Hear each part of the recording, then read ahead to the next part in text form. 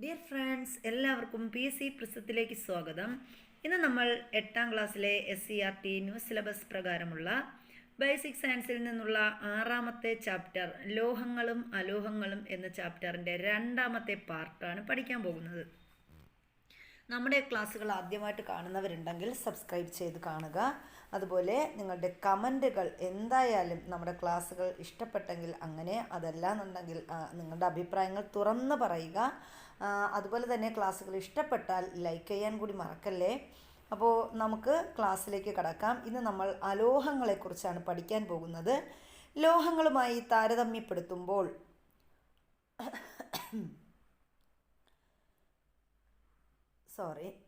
ലോഹങ്ങളുമായി താരതമ്യപ്പെടുത്തുമ്പോൾ അലോഹങ്ങളുടെ സവിശേഷതകൾ എന്തെല്ലാമായിരിക്കും? അലോഹങ്ങൾക്ക് പൊതുവെ കാഠിന്യം കുറവാണ്, സൊണോരിറ്റി പ്രകടിപ്പിക്കുന്നില്ല, സാധാരണയായി താപചാലകങ്ങളല്ല. അതുപോലെ നമുക്ക് പറയാം അലോഹങ്ങൾ വൈദ്യുത ചാലകങ്ങളല്ല.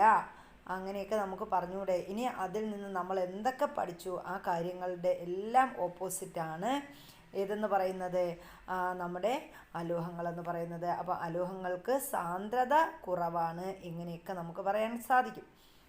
സയൻസ് ഡയറിയിൽ അലോഹങ്ങളുടെ ലിസ്റ്റ് എഴുതുക. ഖരാവസ്ഥയിലും ദ്രാവകാവസ്ഥയിലും വാതകാവസ്ഥയിലും ഉള്ളവയെ തരംതിരിച്ച് പട്ടികപ്പെടുത്തുക. അപ്പോൾ നമ്മുടെ ഖരാവസ്ഥയിലും ദ്രാവകാവസ്ഥയിലും വാതകാവസ്ഥയിലുമുള്ള അലോഹങ്ങളെ തരംതിരിച്ച് പട്ടികപ്പെടുത്താൻ ഇവിടെ പറഞ്ഞിട്ടുണ്ട്.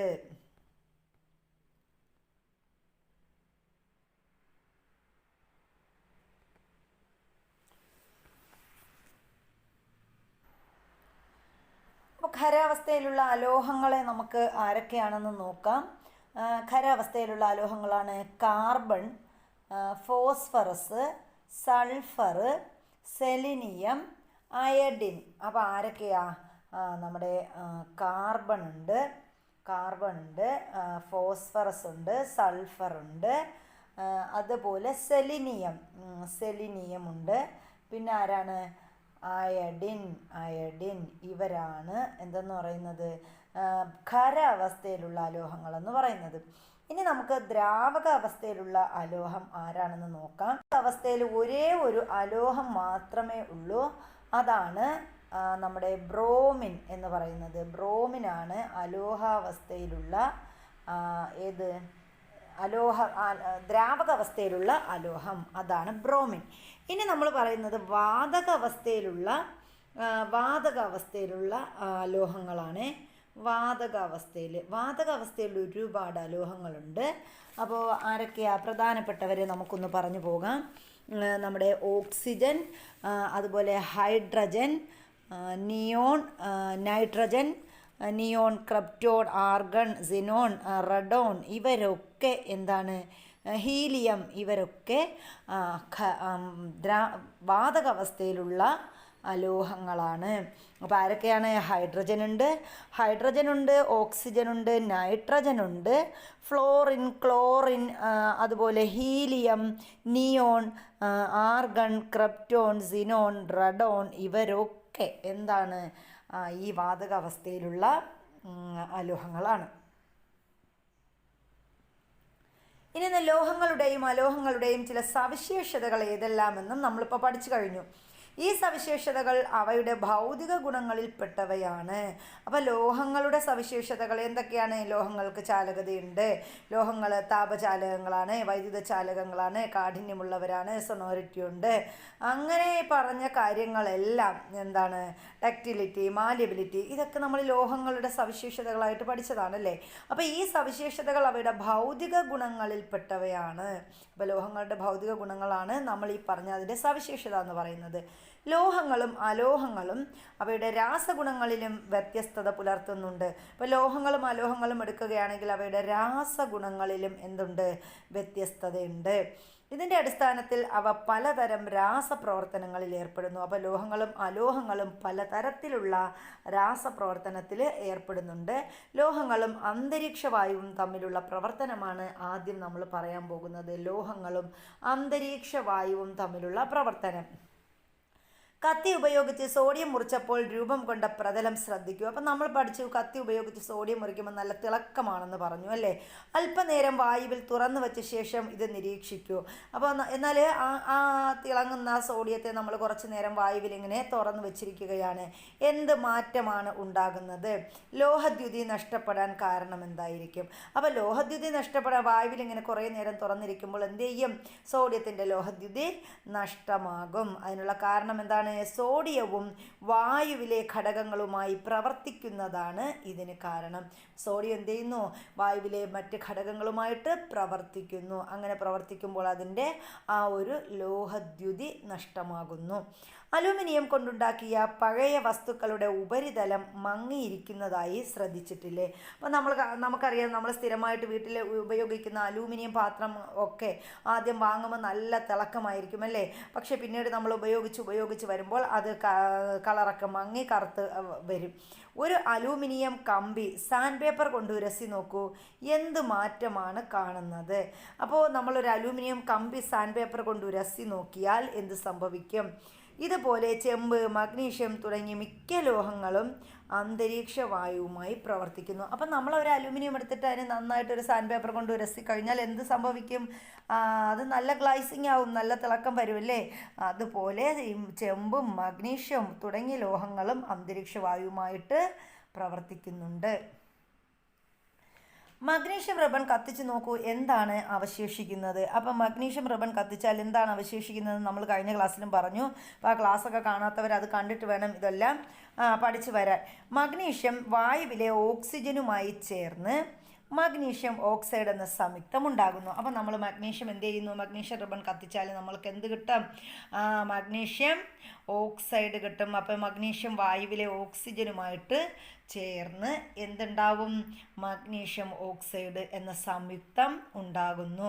അപ്പം അവിടെ നമ്മൾ അഭികാരകങ്ങളും നമുക്ക് ഉൽപ്പന്നങ്ങളുമായിട്ട് കിട്ടും. നമ്മൾ ചേർക്കുന്ന അഭികാരകങ്ങൾ നമ്മൾ ഇത് കഴിഞ്ഞ ക്ലാസ്സുകളിൽ പഠിച്ചതാണ്.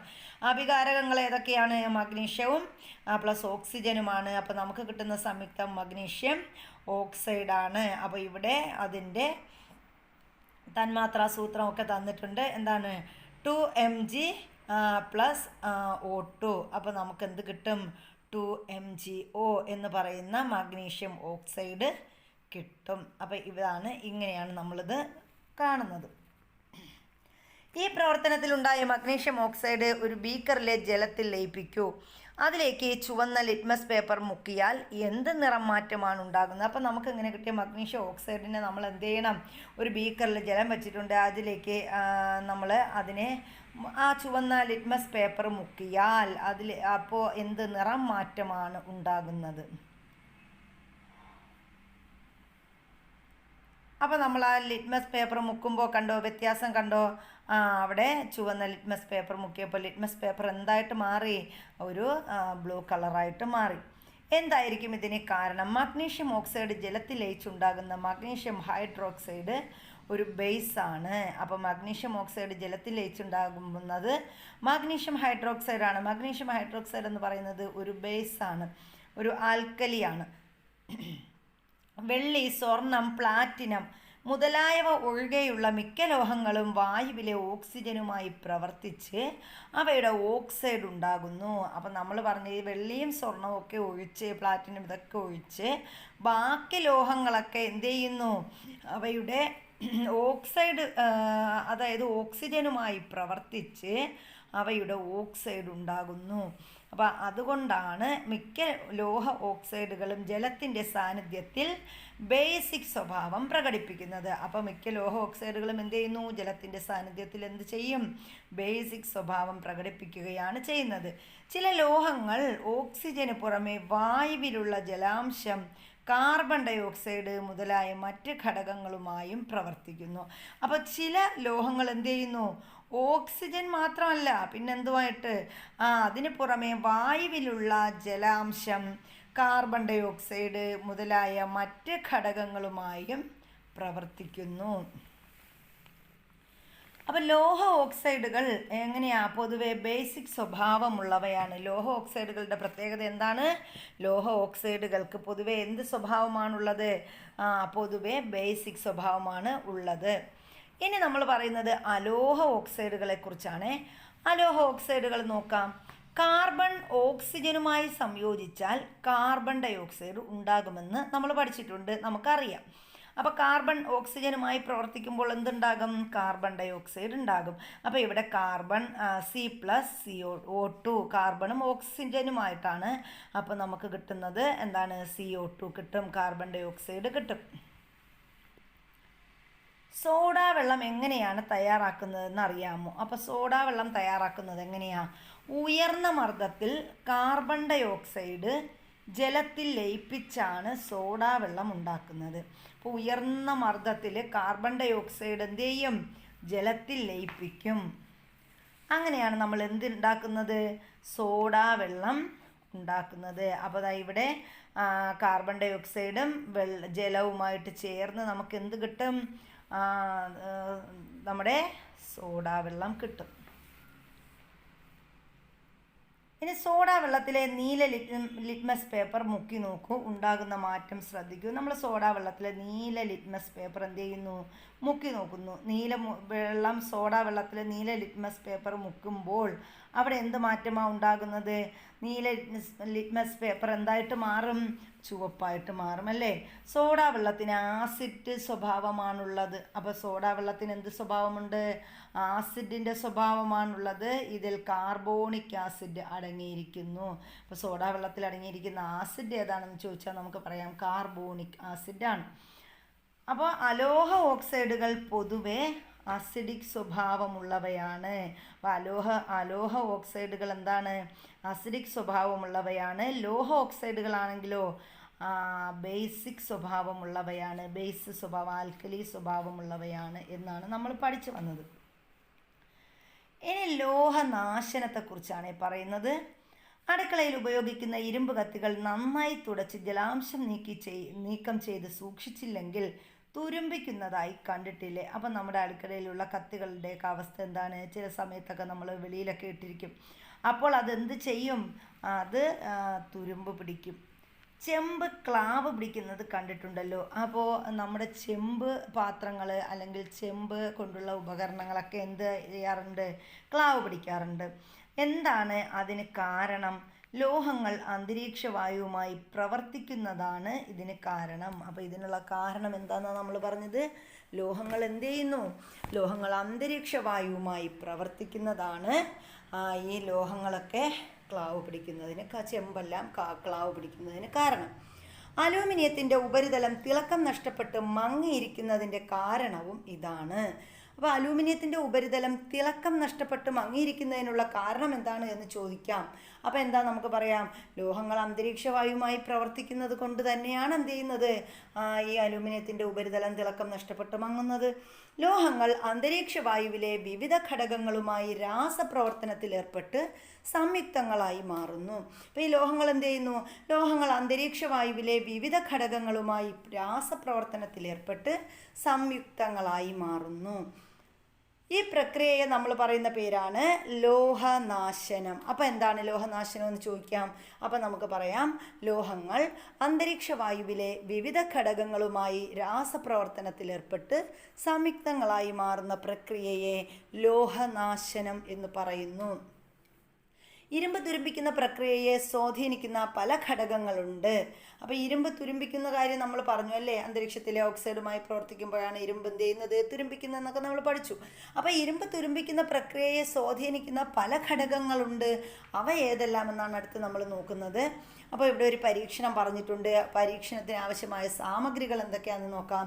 ഈർപ്പരഹിതമായ ടെസ്റ്റ് ട്യൂബുകൾ 4 എണ്ണം, കോർക്ക് 4, തുരുമ്പെടുക്കാത്ത തിളക്കമുള്ള ഇരുമ്പാണി 4, നിർജ്ജല കാൽസ്യം ക്ലോറൈഡ്, കറിയുപ്പ്, സാധാരണ വെള്ളം, ഡിസ്റ്റിൽഡ് വാട്ടർ, തിളപ്പിച്ച ഡിസ്റ്റിൽഡ് വാട്ടർ, എണ്ണ എന്നിവയാണ് ഇവിടെ നമുക്ക് വേണ്ടത്. ഇനി എന്താ നമ്മൾ ചെയ്യേണ്ടത്? പ്രവർത്തനക്രമം പറഞ്ഞിട്ടുണ്ട്. 4 ടെസ്റ്റ് ട്യൂബുകൾ എടുക്കുക. ഓരോന്നിലും തിളക്കമുള്ള തുരുമ്പില്ലാത്ത ഓരോ ഇരുമ്പാണി നിക്ഷേപിക്കുക. ഒന്നാമത്തെ ടെസ്റ്റ് ട്യൂബിൽ ഡിസ്റ്റിൽഡ് വാട്ടർ, രണ്ടാമത്തേതിൽ അല്പം കറിയിപ്പ് ജലത്തിൽ ലയിപ്പിച്ച ലായനി, മൂന്നാമത്തെ ടെസ്റ്റ് ട്യൂബിൽ തിളപ്പിച്ച് ഉടനെയുള്ള ഡിസ്റ്റിൽഡ് വാട്ടർ എന്നിവ ആണികൾ മുങ്ങിക്കിടക്കത്തക്ക വിധം എടുക്കുക. അപ്പം നമ്മൾ 3 ജാർ എടുത്തു, 3 ടെസ്റ്റ് ട്യൂബുകൾ എടുത്തു. ആ 3 ടെസ്റ്റ് ട്യൂബിലോട്ട് നമ്മൾ ഒന്നാമത്തേൽ എന്ത് ചെയ്തു, നമ്മൾ ഡിസ്റ്റിൽഡ് വാട്ടർ ഉപയോഗിച്ചു. രണ്ടാമത്തേൽ കറിയുപ്പ് ജലത്തിലയിപ്പിച്ച ലായനി. മൂന്നാമത്തേൽ ഉടനെ തിളപ്പിച്ചിട്ട് ഉടനെയുള്ള ഡിസ്റ്റിൽഡ് വാട്ടറും എടുത്തു. ഇവ നമ്മൾ ആണികൾ മുങ്ങിക്കിടക്കത്തക്ക വിധം വീത്തി വച്ചിരിക്കുകയാണ്. ഇനി എന്താ ചെയ്യേണ്ടത്? മൂന്നാമത്തെ ടെസ്റ്റ് ട്യൂബിൽ ജലോപരിതലം പൂർണ്ണമായും മൂടുന്ന വിധം എണ്ണ ചേർക്കുക. ഇനി മൂന്നാമത്തെ ടെസ്റ്റ് ട്യൂബ് നമ്മൾ ചൂട് ചേർത്ത ഡിസ്റ്റിൽഡ് വാട്ടർ, അതിൽ നമ്മൾ എന്ത് ചെയ്യണം? ജലോപരിതലം പൂർണ്ണമായും മൂടുന്ന വിധം എണ്ണ ചേർക്കണം. നാലാമത്തെ ടെസ്റ്റ് ട്യൂബിൽ നിർജ്ജല കാൽസ്യം ക്ലോറൈഡോ അല്ലെങ്കിൽ നീറ്റ് കക്കയോ എടുക്കുക. അപ്പം നാലാമതൊരു ജാർ കൂടി ഉണ്ട്. അതിലെന്ത് ചെയ്യണം? ആ ടെസ്റ്റ് ട്യൂബിൽ നമ്മൾ നിർജ്ജല കാൽസ്യം ക്ലോറൈഡോ നീറ്റ് കക്കയോ എടുക്കണം. 4 ടെസ്റ്റ് ട്യൂബുകളും പെട്ടെന്ന് കോർക്ക് കൊണ്ട് അടയ്ക്കണം. അപ്പോൾ ഇവിടെ നോക്കിയേ, 4 ടെസ്റ്റ് ട്യൂബ് നമ്മൾ എടുത്തു. 4 ടെസ്റ്റ് ട്യൂബിലും നമ്മൾ എന്ത് ചെയ്തിരിക്കുന്നു? ആണി അത് മുങ്ങത്തക്ക രീതിയിൽ ഇട്ട് വച്ചിട്ടുണ്ട്. അപ്പോൾ ഇവിടെ നമുക്ക് നോക്കാം. ഏതാനും ദിവസങ്ങൾക്ക് ശേഷം 4 ടെസ്റ്റ് ട്യൂബുകളിലെയും ഇരുമ്പാണികൾ നിരീക്ഷിക്കുക. ഏതെല്ലാം ടെസ്റ്റ് ട്യൂബുകളിലെ ഇരുമ്പാണികളാണ് തുരുമ്പിച്ചത്? അപ്പോൾ ഏതൊക്കെ ടെസ്റ്റ് ട്യൂബിലെ നമ്മുടെ ആണി തുരുമ്പിച്ചിട്ടുണ്ട്? ഒന്നാമത്തെ ടെസ്റ്റ് ട്യൂബിൽ വായുവിൻ്റെയും ഈർപ്പത്തിൻ്റെയും സാന്നിധ്യമുണ്ടല്ലോ. ഒന്നാമത്തെ ടെസ്റ്റ് ട്യൂബ് നമ്മളെടുത്ത ഡിസ്റ്റിൽഡ് വാട്ടർ, അതിലെന്തുണ്ട്? വായുവിൻ്റെയും ഈർപ്പത്തിൻ്റെയും സാന്നിധ്യമുണ്ട്. വായുവിൻ്റെയും ഈർപ്പത്തിൻ്റെയും സാന്നിധ്യമുണ്ട് എങ്കിൽ നമുക്കറിയാം ഇരുമ്പ് എന്ത് ചെയ്യും? തുരുമ്പിക്കും. രണ്ടാമത്തെ ടെസ്റ്റ് ട്യൂബിൽ കറിയുപ്പ് ലായനിയാണല്ലോ എടുത്തിരിക്കുന്നത്. ഇത് തുരുമ്പിക്കലിനെ എങ്ങനെ സ്വാധീനിക്കുന്നു? അതും എന്ത് ചെയ്യും? തുരുമ്പിക്കും. ഇനി മൂന്നാമത്തെയും നാലാമത്തെയും ടെസ്റ്റ് ട്യൂബുകളിലെ ആണികൾക്ക് മാറ്റമൊന്നും ഉണ്ടാകാത്തതിന് കാരണം എന്തായിരിക്കും? അപ്പോൾ മൂന്നാമത്തേൽ നമ്മൾ എന്താ ചെയ്തത്?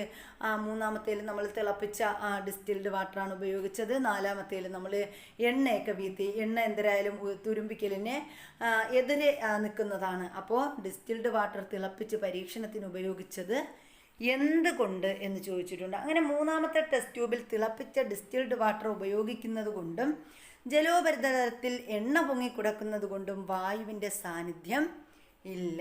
അപ്പം മൂന്നാമത്തെ ടെസ്റ്റ് ട്യൂബിൽ എന്താണ്? അവിടെ നമ്മുടെ ഇരുമ്പ് എന്ത് ചെയ്തില്ല? ഇരുമ്പാണി തുരുമ്പിച്ചില്ല. നാലാമത്തെ ടെസ്റ്റ് ട്യൂബിൽ എടുത്തിരിക്കുന്ന നിർജ്ജല കാൽസ്യം ക്ലോറൈഡ് ടെസ്റ്റ് ട്യൂബിനുള്ളിലെ ഈർപ്പത്തെ വലിച്ചെടുക്കുന്നു. അപ്പം നാലാമത്തെ ടെസ്റ്റ് ട്യൂബിൽ നമ്മൾ എന്താ ചെയ്തത്? അവിടെ നിർജ്ജല കാൽസ്യം ക്ലോറൈഡാണ് എടുത്തത്. അത് ടെസ്റ്റ് ട്യൂബിനുള്ളിൽ ഈർപ്പത്തെ വലിച്ചെടുക്കുന്നു.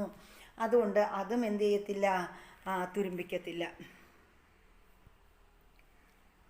നിർജ്ജല കാൽസ്യം ക്ലോറൈഡ് വായുവിലെ ഈർപ്പത്തെ വളരെ വേഗത്തിൽ ആഗിരണം ചെയ്യുന്നു. അപ്പം നിർജ്ജല കാൽസ്യം ക്ലോറൈഡ് വായുവിലെ ഈർപ്പത്തെ എന്ത് ചെയ്യുന്നു? വളരെ വേഗത്തിൽ ആഗിരണം ചെയ്യുന്നു. അപ്പോൾ വായുവിലെ ഈർപ്പത്തെ ആഗിരണം ചെയ്യുന്നത് താഴെ പറയുന്നതിൽ ഏതാണ് എന്നൊക്കെ തന്നെ ചോദിക്കാം. നിർജ്ജല കാൽസ്യം ക്ലോറൈഡ്, ഡിസ്റ്റിൽഡ് വാട്ടർ, തിളപ്പിച്ച ഡിസ്റ്റിൽഡ് വാട്ടർ, ഇങ്ങനെയൊക്കെ തരാം ഓപ്ഷൻ. അപ്പോൾ നമ്മൾ ഇത് ഓരോന്നും നമ്മളിത് വായിച്ചു പോകുന്നത് തന്നെ നമുക്ക് സ്റ്റേറ്റ്മെൻറ്റ് ക്വസ്റ്റ്യൻസ് ഒക്കെ ഇവിടെ നിന്നുണ്ടാവാം. അതുകൊണ്ട് ആരും സ്കിപ്പ് ചെയ്യാതെ കേട്ടു പോകുന്നതായിരിക്കും നല്ലത്. അപ്പം നിർജ്ജല കാൽസ്യം ക്ലോറൈഡ് വായുവിലെ ഈർപ്പത്തെ വളരെ വേഗത്തിൽ ആഗിരണം ചെയ്യുന്നു. സിലിക്ക ജെൽ, അതുപോലെ നീറ്റ് കക്ക തുടങ്ങിയവയും ഈ ആവശ്യങ്ങൾക്കായി ഉപയോഗിക്കാറുണ്ട്. അപ്പോൾ ഇതിന് വേണ്ടിയിട്ട് നമുക്ക് വീണ്ടും എന്തൊക്കെ ഉപയോഗിക്കാം? നമുക്ക് സിലിക്ക ജെൽ ഉപയോഗിക്കാം, അതുപോലെ നീറ്റ് കക്ക, ഇതൊക്കെ ഇതുപോലുള്ള പരീക്ഷണങ്ങൾക്ക് വേണ്ടിയിട്ട് ഉപയോഗിക്കാം.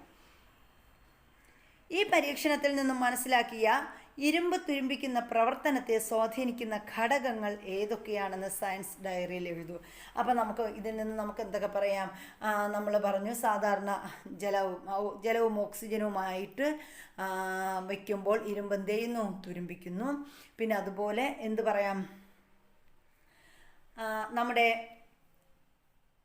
ഉപ്പിൻ്റെ സ്വാധീനം ഇരുമ്പ് തുരുമ്പിക്കുന്നതിന് കാരണമാകുന്നു. ഇതൊക്കെ നമുക്ക് പറയാം. ഇനി എന്താണ്?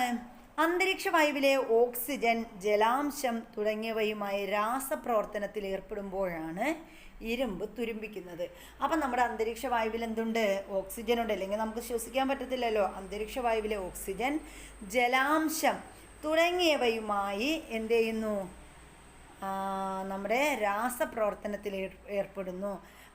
അപ്പോൾ ഓക്സിജൻ എന്ത് ചെയ്യുന്നു? ഓക്സിജൻ, ജലാംശം തുടങ്ങിയവയുമായി ഈ ഇരുമ്പ് എന്ത് ചെയ്യുന്നു? ഇത് രാസപ്രവർത്തനത്തിൽ ഏർപ്പെടുമ്പോഴാണ് ഇരുമ്പ് തുരുമ്പിക്കുന്നത്.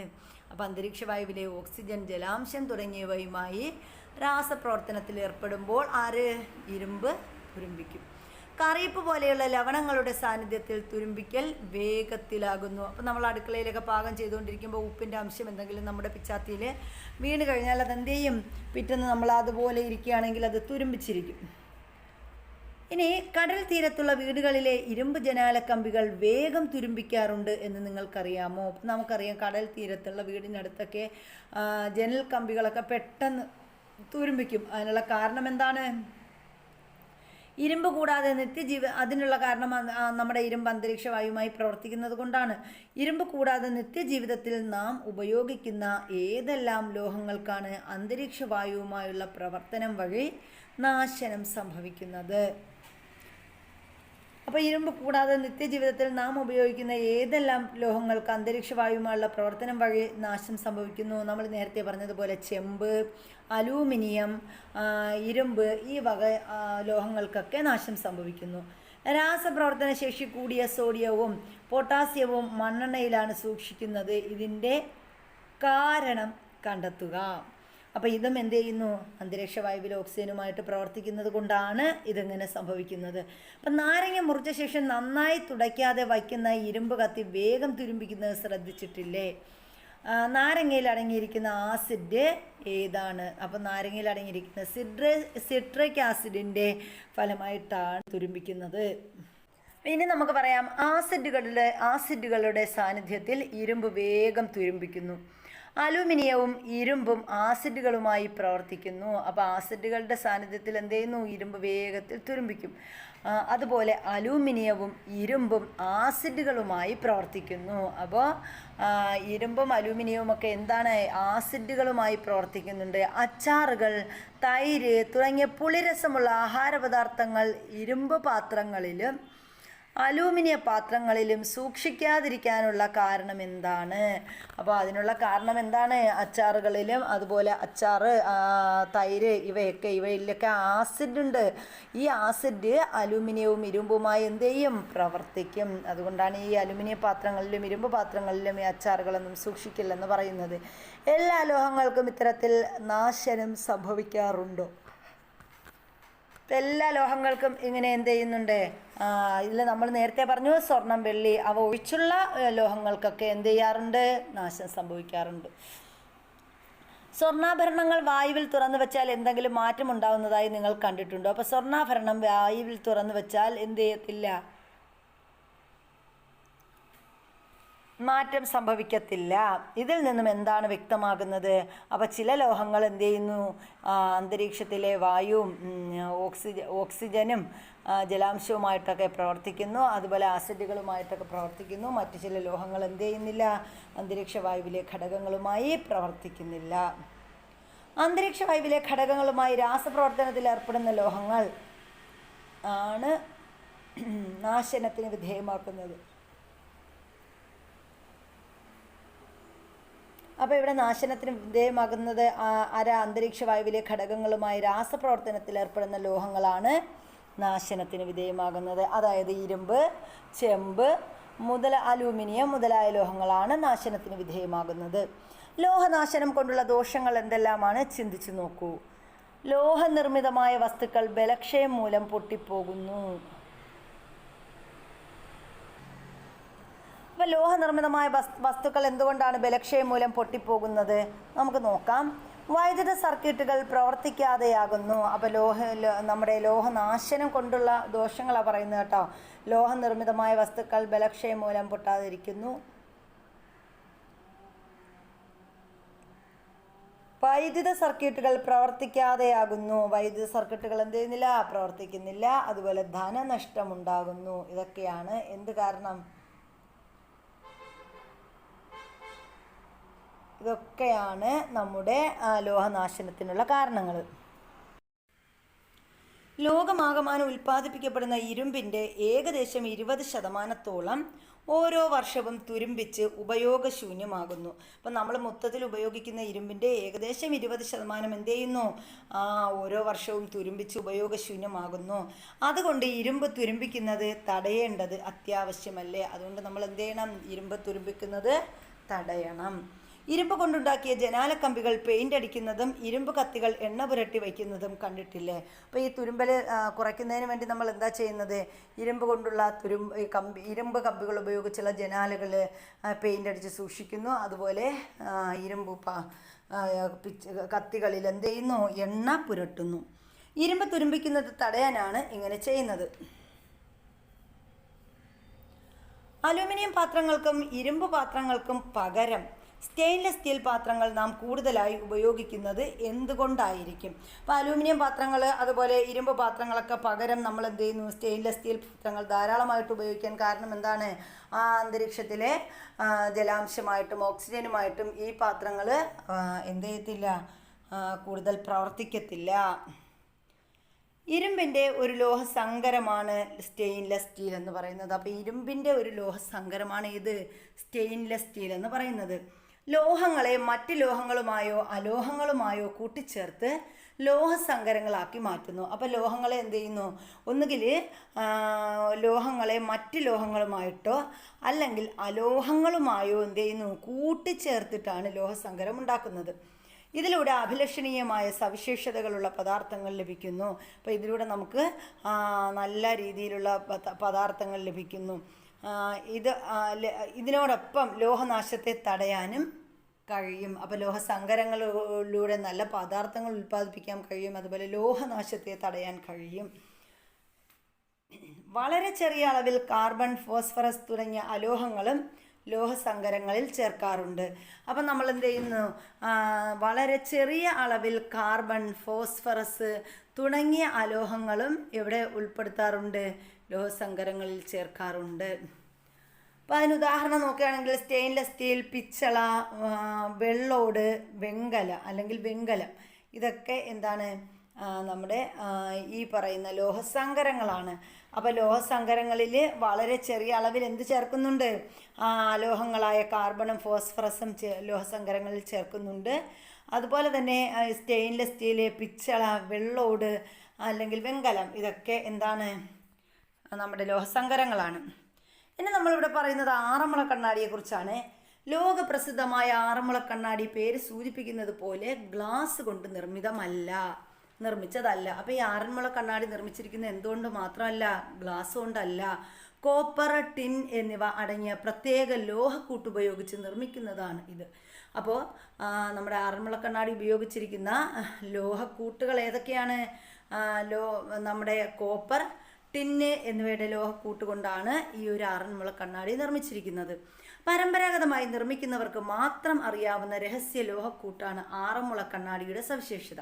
അപ്പോൾ ആറന്മുള കണ്ണാടിയുടെ ഉൽപ്പാദനം എന്ന് പറയുന്നത് പരമ്പരാഗതമായിട്ടുള്ള ഒരു ലോഹ ഉൽപ്പാദനമാണ്. ഇത് എന്ത് ചെയ്യുന്നു? ഒരു പ്രത്യേക കൂട്ടൊക്കെ ഉപയോഗിച്ച്, രഹസ്യ ലോഹക്കൂട്ട് ഉപയോഗിച്ചാണ് ഇവരിത് ഉണ്ടാക്കുന്നത്. ആറന്മുള കണ്ണാടിയുടെ സവിശേഷത നമ്മൾ പറഞ്ഞു, രഹസ്യ ലോഹക്കൂട്ട് ഉപയോഗിച്ചാണ് ഉണ്ടാക്കുന്നത്.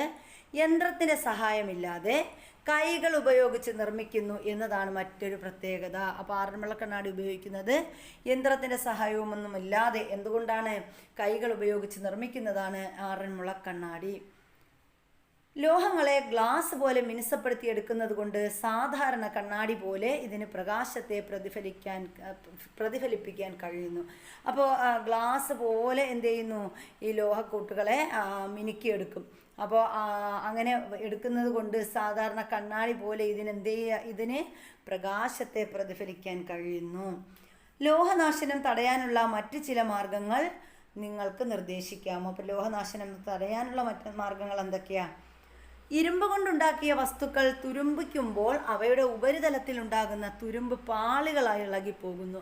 അപ്പം നമുക്കറിയാമല്ലേ, ഇരുമ്പ് കൊണ്ടുണ്ടാക്കിയ വസ്തുക്കളൊക്കെ തുരുമ്പ് പിടിക്കുമ്പോൾ എന്ത് ചെയ്യുന്നു? അതിൻ്റെ ഉപരിതലത്തിലുള്ള തുരുമ്പ് പാളികളായിട്ട് ഇളകിപ്പോകുന്നു. കാലക്രമേണ ഇത്തരം വസ്തുക്കൾ പൂർണ്ണമായും നശിക്കുന്നതായി കാണാം. അങ്ങനെ കിടന്ന് കുറേ നാൾ നമ്മൾ തൊടാതെ ഉപയോഗിക്കാതെയൊക്കെ ഇരിക്കുമ്പോൾ അത് പൂർണ്ണമായും എന്ത് ചെയ്യും? നശിക്കും. എന്നാൽ അലൂമിനിയവും കോപ്പറും അന്തരീക്ഷവായുവുമായി പ്രവർത്തിക്കുന്നുണ്ടെങ്കിലും ഇരുമ്പിനെ പോലെ പൂർണ്ണമായി നശിക്കുന്നില്ല. അപ്പം നമ്മൾ അലൂമിനിയം അതുപോലെ ചെമ്പ് ഇവയൊക്കെ എന്ത് ചെയ്യുന്നുണ്ട്, അന്തരീക്ഷവായുമായി പ്രവർത്തിക്കുന്നുണ്ട് എങ്കിലും ഇവ എന്ത് ചെയ്യുന്നു, ഇരുമ്പിനെ പോലെ പൂർണ്ണമായും നശിക്കുന്നില്ല. അലൂമിനിയത്തിൻ്റെ ഉപരിതലത്തിൽ ഉണ്ടാകുന്ന അലൂമിനിയം ഓക്സൈഡ്, കോപ്പറിൻ്റെ ഉപരിതലത്തിൽ ഉണ്ടാകുന്ന ക്ലാവ് അല്ലെങ്കിൽ ബേസിക് കോപ്പർ കാർബണേറ്റ്, അതാണ് ക്ലാവ് എന്ന് പറയുന്നത്. അപ്പോൾ ക്ലാവ് അറിയപ്പെടുന്ന പേരെന്താണ്? Basic copper carbonate. Basic copper carbonate, അതാണ് എന്ത്, ക്ലാവ് എന്ന് പറയുന്നത്. അപ്പോൾ ഈ ക്ലാവും അതുപോലെ അലൂമിനിയം ഓക്സൈഡും എന്ത് ചെയ്യുന്നു, അലൂമിനിയത്തിൻ്റെ ഉപരിതലത്തിൽ ഉണ്ടാകുന്ന അലൂമിനിയം ഓക്സൈഡ്, കോപ്പറിൻ്റെ ഉപരിതലത്തിൽ ഉണ്ടാകുന്ന ക്ലാവ് അല്ലെങ്കിൽ കോപ്പർ, നമ്മുടെ ബേസിക് കോപ്പർ കാർബണേറ്റ് എന്നിവ എന്ത് ചെയ്യുന്നു, ലോഹങ്ങളുടെ ഉപരിതലത്തിൽ ആവരണമായി വർത്തിക്കുന്നു. അതുകൊണ്ട് തുടർന്നുള്ള നാശനത്തിൽ നിന്നും ഇവ സംരക്ഷിക്കപ്പെടുന്നു. അതുകൊണ്ടാണ് ഇവ എന്ത് ചെയ്യുന്നത്, പിന്നീടുള്ള നാശനത്തിൽ നിന്ന് ഇവയെ സംരക്ഷിക്കപ്പെടുന്നത്. എന്നാൽ ഇരുമ്പിൻ്റെ ഉപരിതലത്തിൽ തുരുമ്പ് ഒരാവരണമായി ഉണ്ടെങ്കിലും അതിൽ സൂക്ഷ്മ സുഷിരങ്ങൾ ഉള്ളതിനാൽ ലോഹം വീണ്ടും അന്തരീക്ഷ വായുവുമായി നേരിട്ട് സമ്പർക്കത്തിൽ വരുന്നു. അപ്പോൾ നമ്മുടെ ഈ ഇരുമ്പിൽ എന്തുണ്ട്, ഇരുമ്പിൻ്റെ ഉപരിതലത്തിൽ തുരുമ്പ് ഒരാവരണമായി ഉണ്ടെങ്കിലും അതിൽ സൂക്ഷ്മ സുഷിരങ്ങൾ ഉള്ളതിനാൽ ലോഹം വീണ്ടും എന്ത് ചെയ്യുന്നു, അന്തരീക്ഷ വായുവുമായി നേരിട്ട് സമ്പർക്കത്തിൽ ഏർപ്പെട്ട് എന്ത് ചെയ്യുന്നു, നാശത്തിന് വിധേയമാകുന്നു.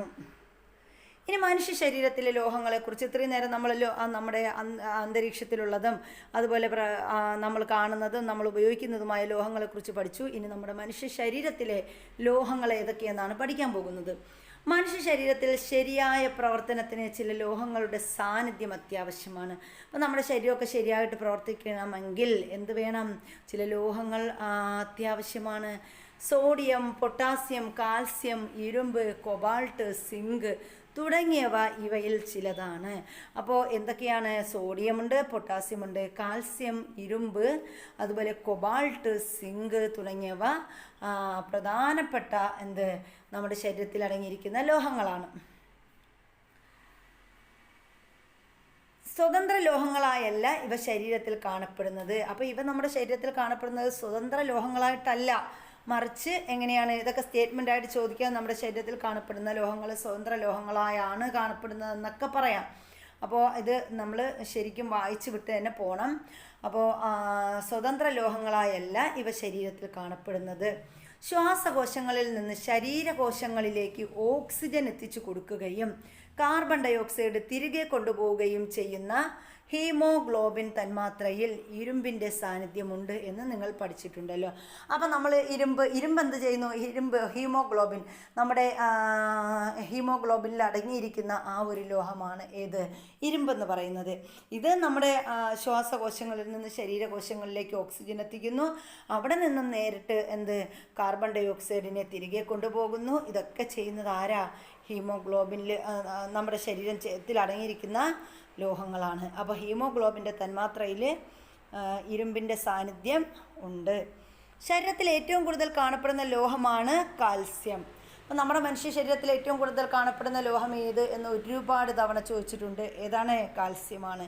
എല്ലുകൾക്കും പല്ലുകൾക്കും ബലം നൽകുന്നതിന് പുറമെ രക്തസമ്മർദ്ദം നിയന്ത്രിക്കാനും കാൽസ്യം സഹായിക്കുന്നു. അപ്പോൾ നമ്മുടെ എല്ലുകളും പല്ലുകളും എന്ത് ചെയ്യുന്നു, ബലം നൽകുന്നു. അതിന് പുറമെ നമ്മുടെ രക്തസമ്മർദ്ദം നിയന്ത്രിക്കുന്നതും ആരാ? കാൽസ്യമാണ്. ശരീരത്തിന് സ്വയം നിർമ്മിക്കാനാവാത്തതിനാൽ ഈ ലോഹങ്ങളെല്ലാം ഭക്ഷണത്തിലൂടെ വേണ്ട അളവിൽ ലഭ്യമാകേണ്ടതുണ്ട്. അപ്പം നമ്മുടെ ശരീരത്തിൽ സ്വയം നിർമ്മിക്കാനാകാത്തതിനാൽ നമ്മുടെ ശരീരത്തിൽ സ്വയം ലോഹങ്ങളൊന്നും നിർമ്മിക്കുന്നില്ല. അതുകൊണ്ട് തന്നെ എന്താണ്, ഭക്ഷണത്തിലൂടെ ഈ ലോഹങ്ങളൊക്കെ വേണ്ട അളവിൽ ലഭ്യമാകേണ്ടതുണ്ട്. ഇനി അടുത്ത് നമുക്ക് പഠിക്കാനുള്ളത് വിലയിരുത്താം ആണ്. നോക്കാം. ABC കോളങ്ങൾ ഉചിതമായ വിധത്തിൽ ചേർത്തെഴുതാൻ പറഞ്ഞിട്ടുണ്ട്.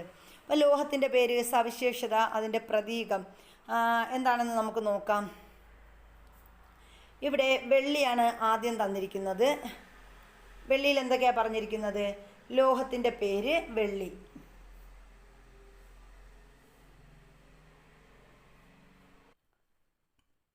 അപ്പോൾ ഈ വെള്ളിയുടെ പ്രത്യേകത എന്ന് പറഞ്ഞാൽ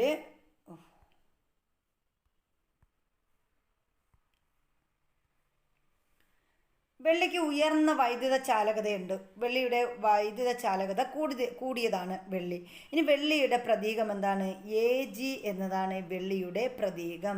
അപ്പോൾ നമുക്ക് ഇത് ഇങ്ങനെ കിട്ടും. ഇനി എന്താണ് സ്വർണം? സ്വർണത്തിൻ്റെ സവിശേഷത നമ്മൾ പഠിച്ചു. സ്വർണത്തിന് എന്തൊക്കെയാണ്? ഏറ്റവും ഉയർന്ന മാലിയബിലിറ്റി ഉണ്ട്. സ്വർണ്ണം നമുക്ക് മാലയൊക്കെ ആക്കിയിടാമെന്ന് പഠിച്ചു വെച്ചാൽ മതി. സ്വർണത്തിന് ഉയർന്ന മാലിയബിലിറ്റി ഉണ്ട്. അപ്പോൾ സ്വർണത്തിൻ്റെ പ്രതീകം Au ആണ്. ഇനി എന്താണ്? പ്ലാറ്റിനം. പ്ലാറ്റിനത്തിന് ഉയർന്ന ഡക്റ്റിലിറ്റി ഉണ്ട്. ഡക്റ്റിലിറ്റി കൂടിയതാണ് പ്ലാറ്റിനം. ഇവിടെ നമ്മൾ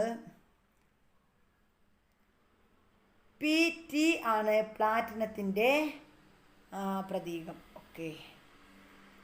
ചില ലോഹങ്ങളുടെ പേരുകൾ ബോക്സിൽ നൽകിയിരിക്കുന്നു. കാൽസ്യം, മെർക്കുറി, ഗാലിയം, ചെമ്പ്, വെള്ളി. ഇവയിൽ നിന്നും ചുവടെയുള്ള സാഹചര്യങ്ങൾക്ക് അനുയോജ്യമായവ തിരഞ്ഞെടുത്തെഴുതുക. അപ്പോൾ ഇതിന് താഴെ കുറച്ച് സാഹചര്യങ്ങൾ തന്നിട്ടുണ്ട്. അത് നമുക്ക് വായിച്ചു നോക്കാം. അന്തരീക്ഷ വായുവിലെ ഘടകങ്ങളുമായി പ്രവർത്തിച്ച് ഉപരിതലത്തിൽ ക്ലാവ് ഉണ്ടാക്കുന്നു. ആരാ ചെയ്യുന്നത്? നമ്മുടെ ചെമ്പല്ലേ. ചെമ്പാണ് ക്ലാവ് പിടിപ്പിക്കുന്നത്. ഏറ്റവും കൂടുതൽ താപചാലകതയുണ്ട്. താപചാലകത ഏറ്റവും കൂടുതലുള്ള ലോഹം ഏതെന്ന് നമ്മൾ പഠിച്ചു? വെള്ളി. ഇനി കൈവളയിൽ വച്ചാൽ ഉരുകുന്ന ലോഹമാണ് ഏതാണ്? നമ്മുടെ ഗാലിയമാണ്. കൈവെള്ളയിൽ വെച്ചാൽ ഉരുകുന്ന ലോഹം ഏത്? ഗാലിയം. ഇനി നോക്കാം. സാധാരണ താപനിലയിൽ ദ്രാവകാവസ്ഥയിൽ കാണപ്പെടുന്നു. ആരാ? മെർക്കുറി. അല്ലാതെ ആരാണ്? മെർക്കുറിയാണ്. ഇനി അടുത്ത ലാസ്റ്റ് ഒരു ക്വസ്റ്റ്യൻ കൂടിയുണ്ട്. എല്ലുകളിലും പല്ലുകളിലും ഈ ലോഹത്തിൻ്റെ സാന്നിധ്യമുണ്ട്. ആരുടെ സാന്നിധ്യമാണ്? നമ്മുടെ കാൽസ്യത്തിൻ്റെ സാന്നിധ്യം. അപ്പോൾ ഇത്രയുമാണ് ഇവിടത്തേത്. ഇനി അടുത്ത് നോക്കാം. ഏതാനും ലോഹങ്ങൾ പട്ടികയിൽ നൽകിയിരിക്കുന്നു. അവയുടെ ഏതെങ്കിലും 2 ഉപയോഗങ്ങളും അവയ്ക്ക് അനുസൃതമായ സവിശേഷതകളും കണ്ടെത്തി പട്ടിക പൂർത്തിയാക്കണം. അപ്പം ലോഹങ്ങൾ, അവയുടെ ഉപയോഗങ്ങൾ, അവയ്ക്ക് അനുസൃതമായ സവിശേഷത എന്തൊക്കെയാണെന്ന് നോക്കാം. ചെമ്പ്. ചെമ്പിൻ്റെ ഉപയോഗം എന്താണ്? ചെമ്പ് പാത്രങ്ങൾ ഉപയോഗിക്കാൻ, അതുപോലെ ചെമ്പ് കൊണ്ട് ഉപകരണങ്ങളൊക്കെ ഉണ്ടാക്കാനൊക്കെ ഉപയോഗിക്കുന്നു. ഇനി അതിൻ്റെ സവിശേഷത എന്താണ്? ചെമ്പിന് നമ്മുടെ വൈദ്യുത ചാലകതയുണ്ട്. ഇനി സ്വർണത്തിൻ്റെ ഉപയോഗം എന്താണ്? ആഭരണം നിർമ്മാണത്തിന് ഉപയോഗിക്കുന്നു. അതുപോലെ സവിശേഷത എന്താണ്? തിളക്കം ഉള്ളതാണ് സ്വർണം. അലൂമിനിയം എന്താ? അലൂമിനിയം നമ്മൾ പാത്രങ്ങൾ നിർമ്മിക്കാൻ ഉപയോഗിക്കുന്നു. അതുപോലെ വൈദ്യുത ചാലകതയുള്ളതാണ്. അത് നമുക്ക് സവിശേഷതയായിട്ട് താപചാലകതയുണ്ട്, വൈദ്യുത ചാലകതയൊക്കെ സവിശേഷതയിൽ പറയാം. ഇനി ഇരുമ്പിനെന്താണ്? ഇരുമ്പിൻ്റെ ഉപയോഗം എന്താണ്? ഇരുമ്പ് നമ്മൾ ഉപകരണങ്ങൾ ഉണ്ടാക്കാൻ ഉപയോഗിക്കുന്നു. അതുപോലെ ഇരുമ്പിനും എന്തുണ്ട്? താപചാലകതയുണ്ട്, വൈദ്യുത ചാലകത. ഇരുമ്പിനും നമുക്ക് ഉപകരണങ്ങൾ, കത്തികളൊക്കെ ഉണ്ടാക്കാൻ നമ്മൾ ഉപയോഗിക്കുന്നു പറയാം. അതിൻ്റെ സവിശേഷതയും എന്താണ്? ഉയർന്ന താപചാലകത ഉണ്ട് എന്ന് നമുക്ക് പറയാം. അതുപോലെ ഇതൊക്കെ നമുക്ക് പറയാം. ഇനിയുണ്ട് എന്താ? വെള്ളിയാണ്. വെള്ളിക്ക് എന്തുണ്ട്? വെള്ളി എന്താണ്? നമ്മൾ ആഭരണങ്ങൾ നിർമ്മിക്കാൻ ഉപയോഗിക്കുന്നുവല്ലോ. അതുപോലെ വൈദ്യുത ചാലകതയായിട്ട് ഉപയോഗിക്കുന്നു. ഇതൊക്കെ നമുക്ക് അവിടെയും പറയാം. ഇനി ഇതിൻ്റെ സവിശേഷത എന്ന് പറയുന്നത് എന്താണ്? താപചാലകതയും വൈദ്യുത ചാലകതയും ഏറ്റവും കൂടിയ ഉപകരണമാണ് ഏത്? വെള്ളി. ഇനി ഒരു ബീക്കറിൽ A എന്ന മൂലകത്തിൻ്റെ ഓക്സൈഡ് ജലത്തിൽ ലയിപ്പിച്ച ലായനിയും മറ്റൊരു ബീക്കറിൽ B എന്ന മൂലകത്തിൻ്റെ ഓക്സൈഡ് ജലത്തിൽ ലയിപ്പിച്ച ലായനിയും എടുത്തിരിക്കുന്നു. ഇനി ഇവിടെ ചോദ്യങ്ങൾ വന്നിരിക്കുന്നു. എന്താണ്? ഇവയിൽ അസിഡിക് സ്വഭാവമുള്ള ലായനിയും ബേസിക് സ്വഭാവമുള്ള ലായനിയും എങ്ങനെ തിരിച്ചറിയാം? അപ്പം നമുക്ക് പെട്ടെന്ന് പറയാം. ഇതിൻ്റെ ഉത്തരം എങ്ങനെ പറയാം? നമുക്കറിയാം, അസിഡിക് സ്വഭാവമുള്ളത് ഏതാണ്? അലോഹത്തിൻ്റെ അലോഹ മൂലകങ്ങളുടെ ഓക്സൈഡിനാണ് അസിഡിക് സ്വഭാവമുള്ളത്. അപ്പോൾ അലോഹമാണെങ്കിൽ അത് തിരിച്ചറിയാൻ സാധിക്കും. ഇനി ലോഹ മൂലകങ്ങളുടെ ഓക്സൈഡിനാണെങ്കിൽ എന്ത് സ്വഭാവമാണ്? ബേസ് സ്വഭാവമായിരിക്കും, ആൽക്കലിയുടെ സ്വഭാവമായിരിക്കും ഉള്ളത്. ഈ മൂലകങ്ങളിൽ ലോഹമാകാൻ ഏറ്റവും കൂടുതൽ സാധ്യതയുള്ളത് എന്തുകൊണ്ട്? അപ്പം നമ്മൾ പറഞ്ഞല്ലോ, ഇതിൽ ഈ മൂലകങ്ങളിൽ ലോഹമാകാൻ കൂടുതൽ സാധ്യതയുള്ളത് എന്താണ്? അത് ബേസാണ്. കാരണം എന്താണ്? ബേസാണ് നമ്മുടെ ലോഹ ഓക്സൈഡ് ബേസിലാണ് നമ്മൾ ലയിപ്പിക്കുമ്പോഴാണ് അതിന് നമുക്ക് തിരിച്ചറിയാൻ പറ്റുന്നത്. അത് ബേസാണ്, ലോഹ ഓക്സൈഡുകൾ ബേസുകളാണ്, അതുകൊണ്ടാണ് നമുക്കത് തിരിച്ചറിയാൻ പറ്റുന്നത്. ഇനി കുറച്ച് തുടർ പ്രവർത്തനം തന്നിട്ടുണ്ട്, അതൊക്കെ കുട്ടികൾക്കുള്ള ഇതാണ്, എന്നാലും നമ്മളൊന്ന് വായിച്ചു പോകും. ലോഹസങ്കരങ്ങൾക്ക് വൈവിധ്യമാർന്ന ഉപയോഗങ്ങളുണ്ട്. വിമാന ഭാഗങ്ങൾ ഉണ്ടാക്കാൻ ഉപയോഗിക്കുന്ന ഡുറാലുമിൻ, കാന്തങ്ങൾ ഉണ്ടാക്കാൻ ഉപയോഗിക്കുന്ന അൽനിക്കോ എന്നിവ ഉദാഹരണങ്ങളാണ്. അപ്പോൾ ഇവിടെ നമുക്ക് 2 ക്വസ്റ്റ്യൻ കിട്ടിയില്ലേ? എന്താണ്? ലോഹസങ്കരങ്ങൾക്ക് വൈവിധ്യമാർന്ന ഉപയോഗങ്ങളുണ്ട്. അപ്പോൾ വിമാന ഭാഗങ്ങൾ ഉണ്ടാക്കാൻ ഉപയോഗിക്കുന്ന ലോഹസങ്കരം ഏതെന്ന് ചോദിച്ചാൽ നമുക്ക് പറയാം ഡുറാലുമിനാണ്. കാന്തങ്ങൾ ഉണ്ടാക്കാൻ ഉപയോഗിക്കുന്ന ലോഹസങ്കരം ഏതാണെന്ന് ചോദിച്ചാൽ ഏതാണ്? അൽനിക്കോയാണ്. 2 ക്വസ്റ്റ്യൻ 2 ആൻസറും കിട്ടിയില്ലേ? ഇനി ഇതുപോലെ ലോഹസങ്കരങ്ങളും അവയുടെ ഉപയോഗവും സംബന്ധിച്ച വിവരങ്ങൾ ശേഖരിച്ച് നമ്മുടെ സ്ലൈഡ് പ്രസൻറ്റേഷൻ ചാർട്ട് തയ്യാറാക്കാനൊക്കെ പറഞ്ഞിട്ടുണ്ട്. ഇനി മനുഷ്യ ശരീരത്തിൽ മാത്രമല്ല സസ്യശരീരത്തിലും ലോഹങ്ങളുടെ സാന്നിധ്യമുണ്ട്. മനുഷ്യ ശരീരത്തിൽ മാത്രമല്ല, പിന്നെ ആരുടെയാ? സസ്യശരീരത്തിലും ലോഹങ്ങളുടെ സാന്നിധ്യമുണ്ട്. സസ്യശരീരത്തിൽ അടങ്ങിയിരിക്കുന്ന പ്രധാനപ്പെട്ട ലോഹങ്ങളും അവയുടെ ധർമ്മവും സംബന്ധിച്ച വിവരങ്ങൾ ശേഖരിച്ച് ഒരു ശാസ്ത്രലേഖനം തയ്യാറാക്കൂ. അപ്പോൾ ഇതൊക്കെ നമ്മുടെ കുഞ്ഞുങ്ങൾക്കുള്ള വർക്കാണ്. അപ്പോൾ ഇത്രയുമാണ് നമ്മുടെ ഈ ഒരു ക്ലാസ്സുകൾ എന്ന് പറയുന്നത്. നമ്മുടെ ക്ലാസ്സുകൾ ഇഷ്ടപ്പെട്ടാൽ ലൈക്ക് ചെയ്യാൻ മറക്കരുത്. അതുപോലെ നിങ്ങൾക്ക് വേണ്ടപ്പെട്ടവരിലേക്ക് ഒന്ന് ഷെയർ ചെയ്ത് കൂടി കൊടുക്കുക.